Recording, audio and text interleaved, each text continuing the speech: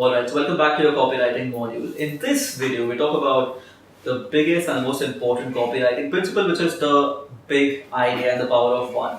So anytime you write a copy, you want to make sure that you just focus on one freaking big idea in your copy. If you add multiple ideas or multiple angles into your copy, you may eventually ruin the copy and leave the reader confused, and they may not convert that well.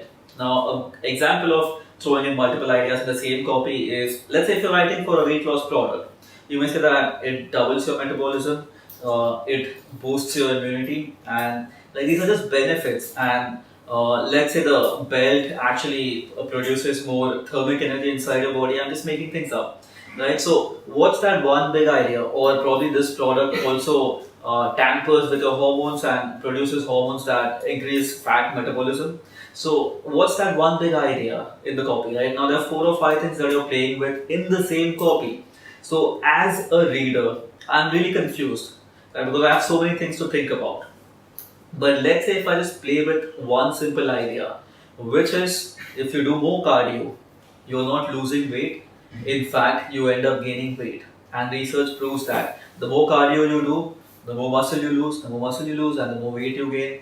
And it's a completely contradictory idea to the popularistic belief where women mostly spend a lot of time on the treadmill, right? So we have the contrarian idea, and we have just that one big idea which focuses on, hey, do less cardio because that's actually making you put on more weight than helping you lose more weight, right? So anytime you're writing a copy, make sure that there are not multiple ideas flowing in your copy. Just stick to one basic premise, one basic idea, one basic pitch, and create your entire copy around that one big idea.